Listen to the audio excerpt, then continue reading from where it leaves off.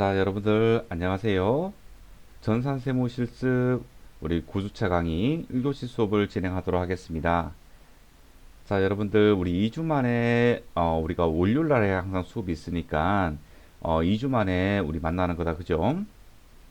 어떻게 그 저번 주 중간고사 주에는 과제물도 작성하고 한다고 많이 바빴지요? 자, 이제 우리 과제물을 제출을 해야 되는데 아직까지 중간고사 제출 인원이 현재 6명밖에 되지 않네요. 조금 더 스피드를 내 가지고 여러분들 모두 다 제출할 수 있도록 그렇게 준비를 좀 해주길 바랄게요. 자, 다시 한번 안내를 드리고 수업을 시작하도록 하겠습니다. 자, 우리 재량평가 있다, 그죠? 자, 재량평가는 언제까지? 5월 7일 금요일까지입니다. 자, 중간고사는 언제요? 4월 30일 금요일까지입니다. 자, 그러니까 4월 30일까지는 우리 중간고사 리포트에다가 우리 출석 과제물하고 같이 또 보내셔야 되겠다. 그죠? 자, 각각 보내야 되는 겁니다. 각각 보내야 돼요. 네. 한 메일에 같이 첨부해서 붙이지 말고 각각 보내도록 그렇게 하세요. 제가 관리를 그렇게 하고 있거든요. 중간고사는 중간고사 폴더에, 그리고 출석은 출석 폴더에 이렇게 집어넣고 있기 때문에 여러분들이 각각 이렇게 보내주기를 바랄게요. 어, 중간고사, 그러니까 리포트 점수를 잘 받으려면 일단 다른 친구들보다 조금 더 성의를 보여주겠다라는 마음이 좀 있어야 됩니다. 어, 이게 사람이 평가를 하는 거기 때문에 어떤 그 절대적인 기준이 없겠죠. 그러다 보니까 어떤 그 평균적인 기준점을 잡고 다른 친구들보다 잘했다, 못했다 이런 걸로 판단이 들기 때문에 여러분들이 다른 친구들보다 조금 더 이렇게 성의 있게 작성해서 보낸다 이런 마음으로 리포트를 작성을 해주게 되면 후한 점수를 받을 수 있을 겁니다. 자, 하지만 기한 후 제출은 제가 30% 감점을 한다고 이야기 들었다, 그죠? 근데 이거 반드시 주의하셔가지고 기한 이내에 제출이 될 수 있도록 그렇게 여러분들 컨디션을 좀 만들어 주세요. 자, 오늘은 자 우리 전산세무 전산세무 2급 우리 실무능력 시험을 대비해 가지고 우리가 공부를 좀 하고 있었습니다. 자, 우리가 어떻게까지 공부했나 좀 보도록 할게요. 자, 우리 저번 시간에 이 일반전표 입력 문제 풀어보았고요. 그리고 메인 매출 전표 입력 풀어보았고요. 자, 문제 1번, 2번 같은 경우에는 여러분들이 여기서 기본적인 점수를 득하고 그리고 나머지 문제에서 점수를 조금 더 획득을 해가지고 합격하는 전략으로 가야 됩니다. 자, 이런 회계 처리 문제를 등한시하고 합격할 수는 없는 거예요. 자, 그리고 부가세 신고 관련해 가지고 우리 요거 뭐죠? 건물 등 감가상각 자산 취득 명세서, 요거 부속 명세서 작성하는 것을 배웠어요. 그래서 오늘은 일단은 부속 서류 작성하는 거에 대해서 전체적으로 한번 살펴보려고 합니다. 그리고 시간이 남으면 이제 부가가치세 신고서까지 들어가고자 합니다. 그래서 저번 시간에는 우리 1번 문제를 풀어보았습니다. 그죠? 1번 문제를 풀어보았어요. 자, 우리 실무능력 시험 100점은요, 회계 처리가 45점으로 되어 있어요. 결산 자료 입력까지 포함해가지고. 그래서 여기서 거의 만점에 가깝게 받을 수 있습니다. 이 점수를 획득해야지 여러분들이 편안하게 합격을 할 수 있다는 거예요. 자, 부가가치세나 또는 소득세 문제는요, 깨끗하게 만점 받기가 굉장히 힘듭니다. 또 만점 받으려고 노력을 하다 보면 굉장히 스트레스를 받습니다. 그래서 부분 점수를 획득하겠다라는 마음으로 조금 여유롭게 다른 쪽에서 점수를 기본적인 데서 점수를 조금 득해주는 게 좋은 거예요. 자, 우리 부가치세 신고서 부속 서류는요. 자, 여기에 메뉴들이 모아져 있어요. 요렇게 실제 화면이죠. 자, 부가가치 탭 여기 있죠. 부가가치 탭. 자, 여기에요. 여기. 자, 이게 부속 명세서라고 합니다. 자, 이쪽은 건드리지 않습니다. 이쪽은 시험에 나오기 조금 힘들어요. 하지만 이쪽에서 시험이 나오는데 대부분 부속 명세서 1 이쪽에서 시험 문제가 많이 출제가 될 겁니다. 아셨죠? 자, 그래서 부가치세 신고서에 들어가는 부속서류를 작성할 때는 이 화면에 들어와서 찾으면 되는 거예요. 아셨죠? 자, 하지만 이 부속 명세서가 여러 가지 종류가 있잖아요. 자, 전부 다 출제가 되는 게 아니다. 그죠? 자, 이 중에서 한 문제가 출제가 되는 거예요. 그러다 보니까 출제가 되는 포인트가 따로 있다. 그죠? 자, 그 내용을 한번 보도록 할게요. 자, 부속서류 종류에는요, 정리를 하자면 이만큼 있단 말이죠. 이만큼. 그런데 실제로 이 부속서류가 입력을 해야 되는 게 있고 또는 조회를 하면 끝나는 것들이 있단 말이죠. 그래서 여러분들한테 실제로 조회를 해서 그 문제가 완성되는 것은 출제가 되지 않을 거예요. 그래서 제가 중요도를 옆에다가 이렇게 붙여놨죠. 자, 그래서 X 친 거는 굳이 보지 않아도 됩니다. 하지만 시험 범위 내에는 들지만 시험에 출제되기가 힘들다는 겁니다. 아셨죠? 자, 그 중에서 중요한 게 요거 있죠, 요거. 자, 신용카드 매출전표 등 발행금액 집계표, 요거 요거 잘 출제가 되는 부분이고요. 그리고 대손세액 신고서, 그리고 부동산 임대 공급가액 명세서, 그리고 의제 매입세액 공제 신고서. 자, 이 네 개의 서식은 여러분들이 일단 반드시 공부를 해야 하는 부속 서류에 해당이 되는 겁니다. 아셨죠? 자, 그 다음에 중요한 거는 무엇이냐? 자, 공제받지 못할 매입세액 명세서 있죠? 요게, 이거. 자, 이게 두 번째로 중요합니다. 자, 우리 공통매입세액 안분 계산하고 재계산하고 하는 것들 있죠? 그리고 불공제분 넣는 거 전부 다 공제받지 못할 매입세액 명세서에서 하는 거예요. 그리고 두 번째로 중요한 게 요거예요. 수출실적 명세서입니다. 아셨죠? 그리고 제 난이도가 하 쪽으로 내려가는 게 요거 신용카드 매출전표 등 수령 명세서 요게 하. 그리고 요 밑에 재활용 폐자원 세액공제 신고서, 그리고 건물 등 감가자산 감가상각자산 취득 명세서. 자, 요렇게 서식이 있습니다. 그러면 최소 공부해야 되는 게 하나, 둘, 셋, 넷, 다섯, 여섯, 일곱, 여덟, 아홉. 이 9개 정도만 공부한다 하더라도 우리 부가치세 신고서 부속 서류 작성하는 거에 대해서는요, 크게 걱정하지 않아도 될 겁니다. 아셨죠? 자, 그러면 우리가 이 중요도 수준으로 해서 하나씩 하나씩 한번 예제 문제를 풀어보도록 할게요.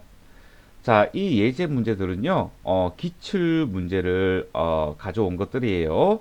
자, 하나 풀어보도록 하겠습니다. 자, 첫 번째는 우리 신용카드 매출전표 등 발행금액 집계표라는 겁니다. 자, 끊어볼게요. 자, 신용카드 매출전표 요까지요. 그리고 등이니까 뭔가 더 포함되어 있다. 그죠? 그렇죠. 이게 현금 영수증도 포함이 되어 있는 거예요. 등이라고 했기 때문에. 자, 현금 영수증도 포함이 된다. 자, 발행이잖아요. 그죠? 자, 우리가 어떤 제품이나 상품을 공급하고 그 물건을 구매하시는 분들이 현금 영수증을 돌라고 하거나 또는 우리 신용카드 영수증을 돌라고 하거나 우리가 그러면 발행하는 입장이 되잖아요. 그런 영수증을 발행하는 입장이잖아요. 그죠? 그래서 이거는 공급자가 작성하는 거예요. 자, 이런 개념을 좀 잡아가야 되겠다. 그죠?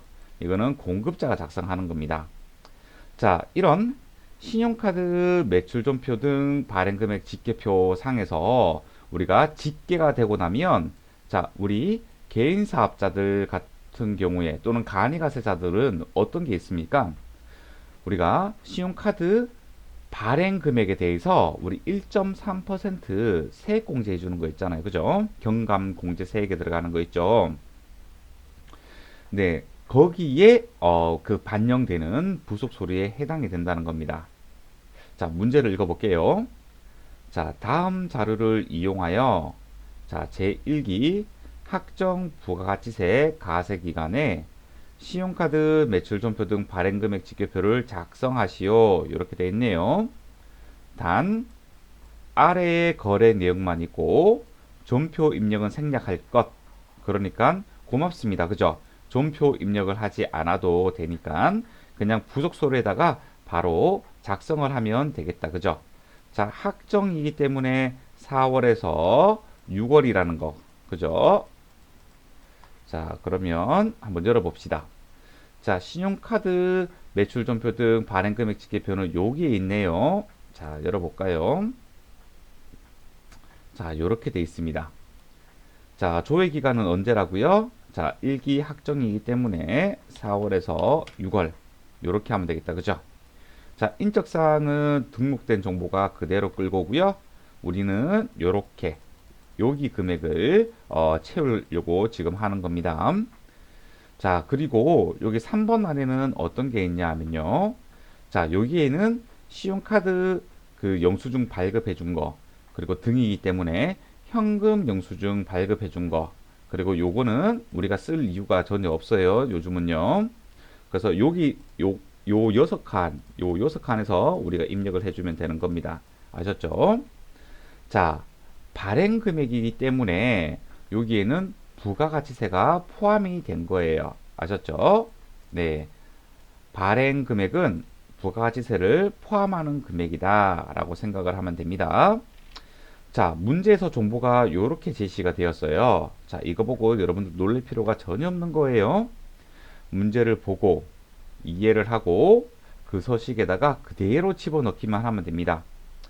자, 4월 7일 날에 주식회사 프레디에 자, 제품 660만 원, 그러니까 부가세 포함해 가지고 660만 원에 공급을 하고 전자세금 계산서를 발급을 하였대요.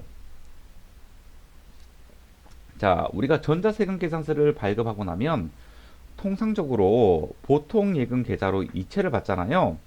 자, 그런데 프레디의 자금 사정으로 인해서 신용카드로 결제를 받았대요. 그러니까 돈으로 받지 않고 신용카드로 결제 받았대요. 자, 지금 전자세금 계산서도 발급하고 신용카드 매출존표도 발행하고 지금 현재 중복에서 발급이 된 사항입니다. 자, 우리는 하나의 거래에 하나의 증빙 서류가 달라붙어야 돼요. 자, 지금 그런데 어떻게 돼 있죠? 하나의 거래인데 지금 두 개의 증빙 서류가 붙은 겁니다. 자, 이때 언제나 세금 계산서가 이기는 겁니다. 아셨죠? 자, 그런데 우리가 입력할 때는 어떻게 하느냐? 이렇게 합니다. 자, 지금 부가가치세가 포함이 되었으니까 가세 매출분이다. 그죠? 면세 매출분은 면세라고 나오겠고 봉사료 같은 경우에는 봉사료가 구분 기재되어 있을 거니까 그죠? 구분해서 적어주면 됩니다.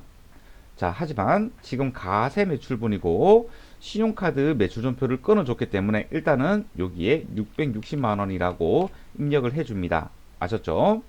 자, 그리고 전자세금 계산서를 발급을 해줬잖아요. 중복 발급되었잖아요. 그죠?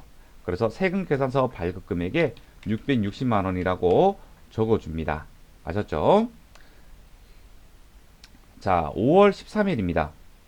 자, 비사업자인 고창석 씨에게 제품 80만 원을 판매하고 대금 중 절반은 신용카드로 결제를 받고 나머지 절반은 현금 영수증을 발급하였다라고 되어 있네요. 자, 이 88만 원이 두 개로 구분이 됩니다. 그죠?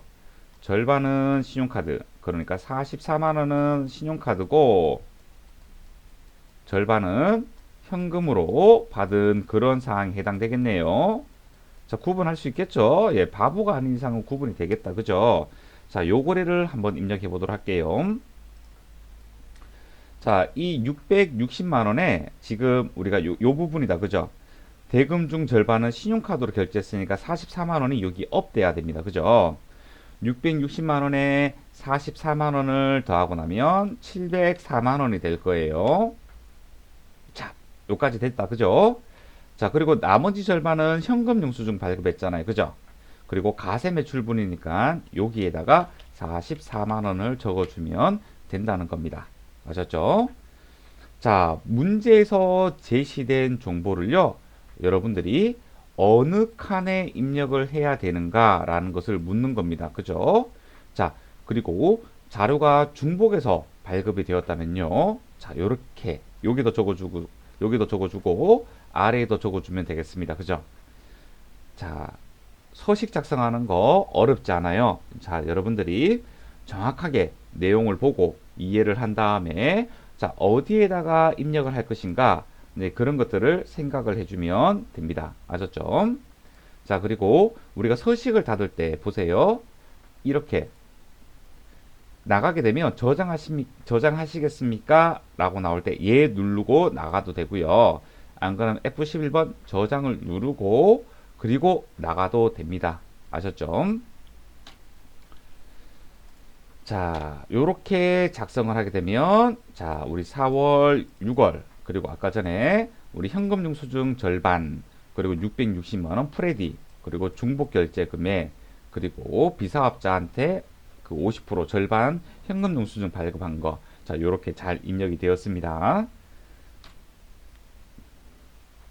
자, 이번에는 두 번째로 중요한 겁니다.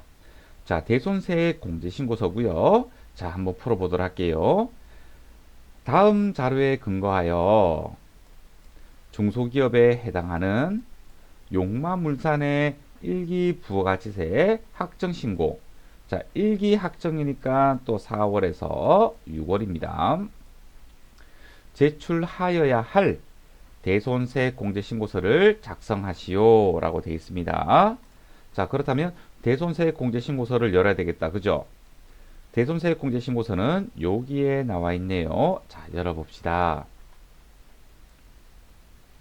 자, 그런 다음에 1기 확정이기 때문에 4월에서 6월입니다. 자, 우리가 이론을 충분하게 공부를 잘 해야지 실무시험도 잘 준비를 할 수 있는 게 그겁니다. 자, 여기에 대손 자료들이 나와 있는데, 자, 이게 대손세액공제신고서에 반영이 돼야 되는지, 안 돼야 되는지 여러분들이 판단을 해야 되기 때문에 그렇습니다. 자, 한번 보도록 할게요. 자, 첫 번째 자료는요, 자, 받으러음이네요. 자, 받으러음이 대손이 되었습니다. 자, 거래일자는, 아하, 요거 제가 가정을 좀 해야 되겠네요.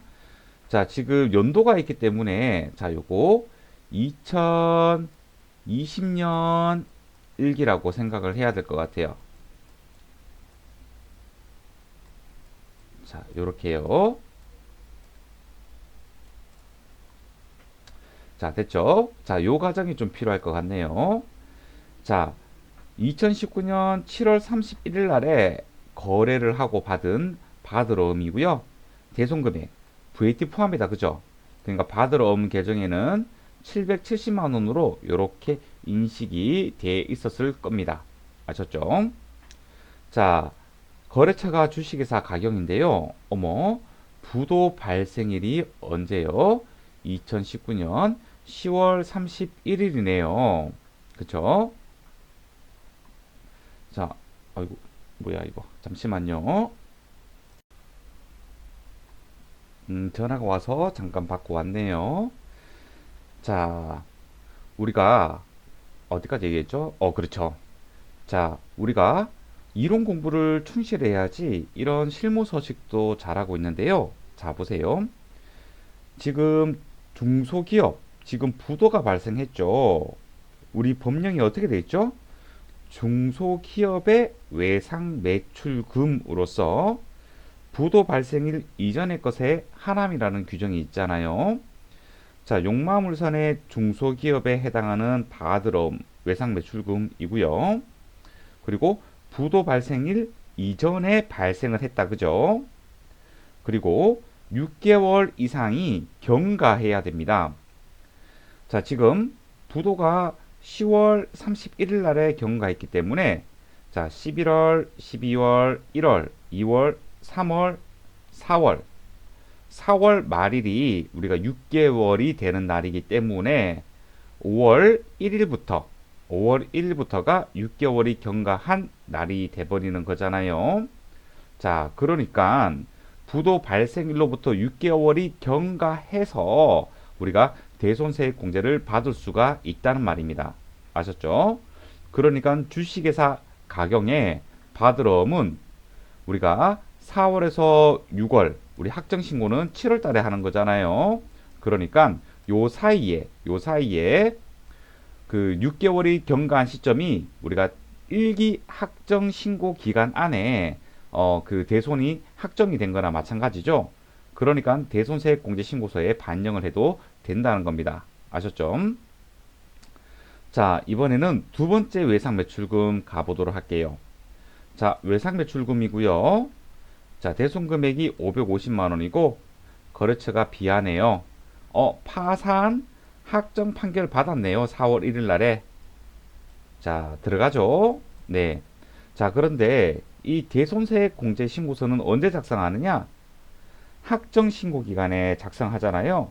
그러니까 1월부터 6월 사이에 파산 확정 판결을 받으면 된다는 겁니다. 아셨죠? 요것도 마찬가지예요. 부도 이것도 마찬가지예요. 아셨죠?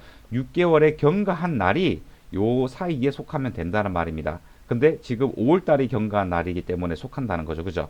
그러니까 이 파산도 대손세액공제 신고서에 반영할 수 있는 진짜 대손세액이 맞습니다. 자, 미수금입니다. 기계장치를 판매하고 받아야 되는 미수금인데요. 자, 거래일자가 조금 과거이네요. 자, 2020년 5월 9일 날에 자, 대손 처리를 했다고 합니다. 자, 여기서 말하는 대손 처리는 우리 회계상에서 대손 처리했다는 겁니다. 아셨죠? 우리 차변에 대손 충당금, 대변에 뭐 미수금 이렇게 대손 처리했다는 겁니다. 근데 세법은 이거는 회계고 세법은 세법대로 판단을 해야 되는 거잖아요. 자, 왜 그런지 봅시다. 자, 대손 처리했는데 사유는 나오지 않았네요. 자, 그런데 저당권을 설정할 수 있기 때문에 나중에 이 저당권을 실행을 해가지고 해수 가능성이 있기 때문에 이런 것들은 대손 처리하지 않습니다. 아셨죠? 자, 이처럼 저당권을 설정하고 있는 것은 대손세액 공제 대상이 되지 않아요, 여러분들. 자, 요거 빼고 요 두 개를 반영하면 되겠다, 그죠? 자, 그렇다면 우리 한번 해보도록 할게요. 자, 대손 확정일을 먼저 정해줘야 됩니다. 자, 부도 발생일이 10월 31일이잖아요. 자, 이 부도만 여러분들이 주의하시면 돼요. 자, 6개월이 되는 날이 언제예요? 자, 11월 말, 12월 말, 10월 말부터 기산을 하면 되잖아요. 11월 말, 12월 말, 1월 말, 2월 말, 3월 말, 4월 말이다. 그죠? 그럼 경과한 날은 4월 말일로부터 하루만 더 가면 되기 때문에 5월 1일이 되는 거예요. 그래서 대손 확정일은 2020년 05월 01일로 하면 되는 겁니다. 자, 대손 금액은 제가 VAT 포함 금액이라고 했잖아요. 그래서 770만 원이라고 적어주면 돼요. 그러면 대손세액은 7만 원으로 자동으로 반영이 될 겁니다. 자, 이 거래처는 가경입니다. 있을 수가 없죠. 네, 있을 수가 없죠. 왜냐하면 이 기출문제랑 여기 기출문제랑은 다르기 때문에요. 그죠? 그래서 그냥 아무 회사나 하나 찍어 봅시다. 네, 아무 회사나 있을 수가 없겠죠, 가경이. 자, 그리고 대손 사유는 부도 여기 6개월 경과했죠. 여기 여러분들이 실수할까봐. 네, 이렇게 실제 실무에서도 이런 것들을 실수하면 안 되잖아요. 그죠? 그래서 6개월 경과 여부를 한 번 더 체크하라고 대손 사유에 부도 옆에 6개월 경과라고 적어놨네요. 자, 이렇게 입력을 해주면 됩니다. 자, 두 번째. 자, 요번에는 비하입니다. 자, 외상 매출금이고요. 자, 대손 확정일이 언제예요? 4월 1일 날에 파산 확정 받았다. 그죠? 그럼 2020년 판결 받은 날로 하면 되겠다. 그죠? 요거 틀렸네요. 770만원. 밑에는 550만원. 자, 거래처 비하라는 거래처가 없기 때문에 그냥 아무거나, 네, 연습이니까. 그죠? 자, 그리고 대손 사유는 우리 파산이기 때문에 요 1번 파산이 있네요. 그죠? 자, 요렇게 하면 된다는 겁니다. 아셨죠? 자, 여기까지 대손세액공제 신고서였습니다. 자, 여러분들 어렵지 않죠, 그죠? 자, 이 대손세액공제 신고서는요, 여러분들이 이걸 대손세액을 받을 수 있는 어떤 채권이냐 아니냐, 그러니까 이론에서 공부를 조금 열심히 하고 와야 됩니다. 아셨죠? 자, 우리가 입력했던 게 요렇게 입력했는 거예요. 그죠? 자, 요렇게 입력했습니다. 자, 요렇게요. 자, 이번에 마지막으로 중요한 의제매입세 공제신고서입니다. 자, 요것도 문제 잘 나옵니다. 자, 이 문제에 한해서 당사는 음식업을 영위하는 법인기업이라고 가정하자라고 돼 있네요. 자, 다음 자료를 이용해서요. 자, 일기학정 부가가치세 가세기간에 의제매입세 공제신고서를 작성하시오. 학정이기 때문에 4월에서 6월. 자, 음식업이기 때문에 제조업값 다르게 자, 농민한테 받은 영수증 있는 걸로는 안 된다. 그죠? 적격 증빙 서류를 받아야 된다. 자, 이런 것들 여러분들이 확인할 수가 있습니다. 자, 그리고 음식업을 영위하는 법인 기업이기 때문에 우리 공제율은 106분의 6이라는 것을 알 수가 있습니다. 자, 여러분들이 이런 거 정도는 알고 가줘야 되는 거예요. 자, 단 의제매입세 공제 대상이 되는 거래는 다음 거래뿐이래요. 그러니까 이 자료 외에는 고려하지 말라는 거다. 그죠? 자, 불러온 자료는 무시하고 직접 입력한다. 설령 우리가 의제매입세 공제 신고서를 열었을 때 불러오는 자료가 있다 하더라도 그 자료를 무시해라 라는 거다. 그죠? 자, 의제매입세 공제 신고서 어딨나요? 자, 여기 있네요. 자, 4월에서 6월이다. 그죠? 뭐 아무것도 없네요. 그러면 그냥 그대로 하면 되고, 자, 혹시나 불러와지는 자료가 이것도 없네요. 자, 빈 서식이기 때문에 그냥 깨끗하게 입력을 하면 될 것 같습니다.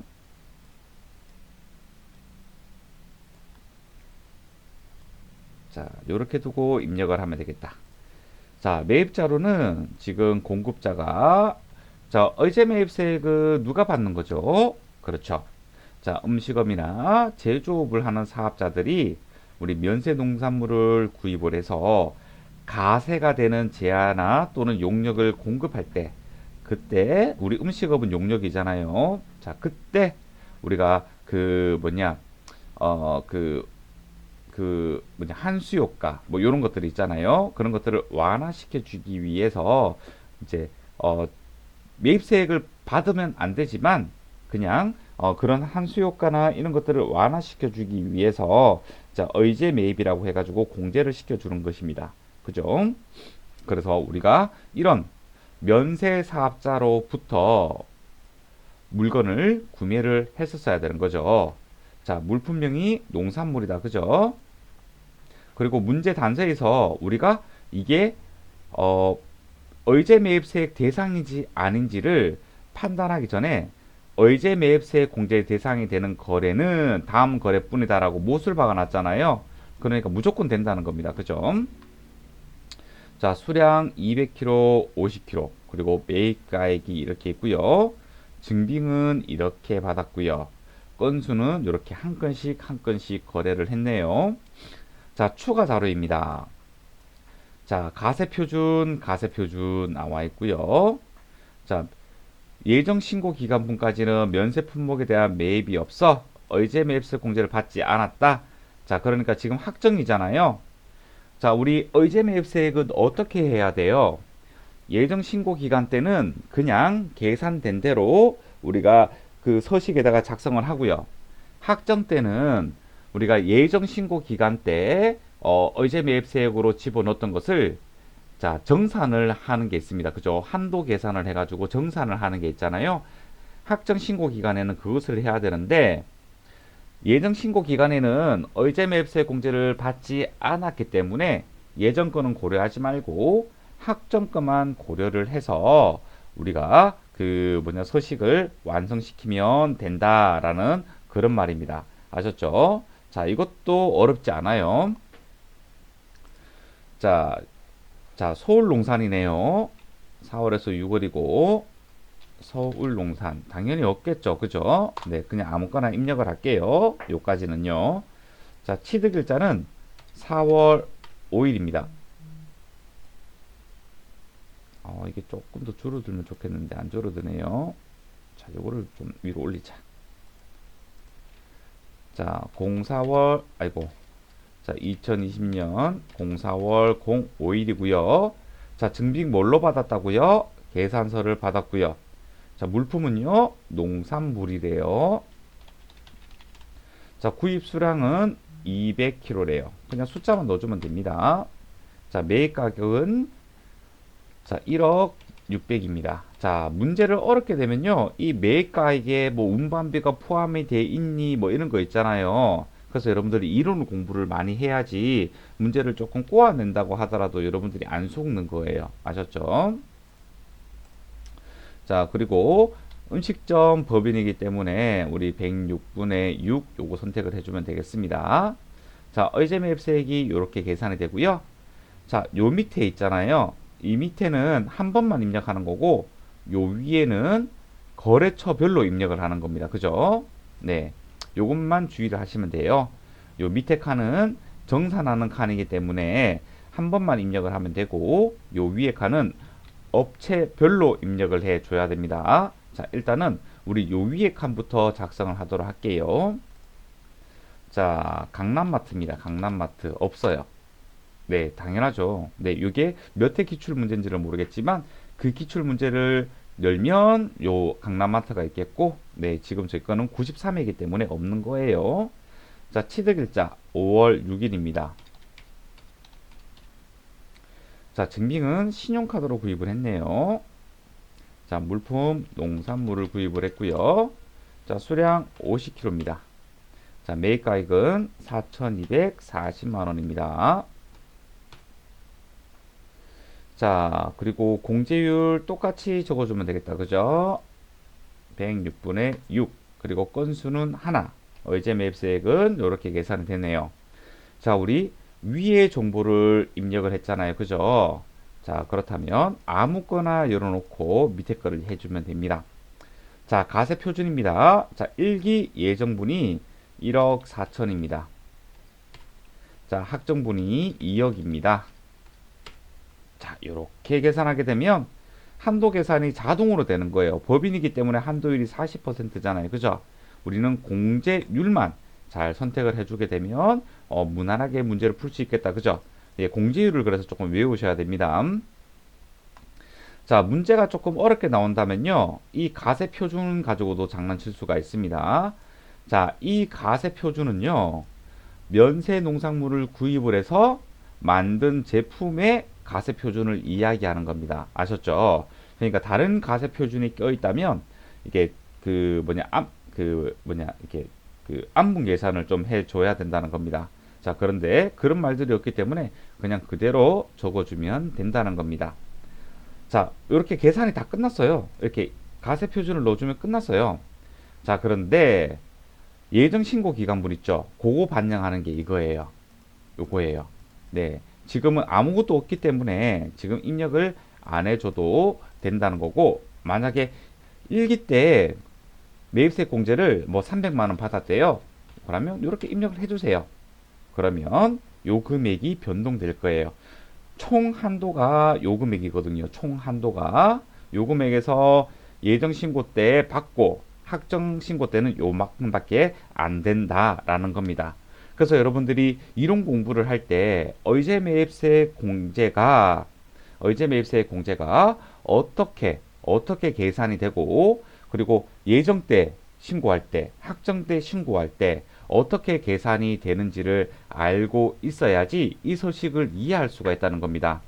이 서식을 이해하지 못하면요, 그냥 단순하게 정보를 입력하는 수준밖에 되지 않은 거예요. 그냥 굉장히 하소가 된다는 겁니다. 하지만 여러분들은 제가 시간을 할애해서 하나하나 설명을 주고 있잖아요. 그래서 이런 것들을 좀 알아봐 줬으면 좋겠어요. 여러 가지로 장난을 칠 수가 있습니다. 아셨죠, 여러분들? 자, 1교시 수업은 여기서 마치고요. 잠깐 쉬었다가 우리 2교시 때 이어가지고 설명하도록 할게요.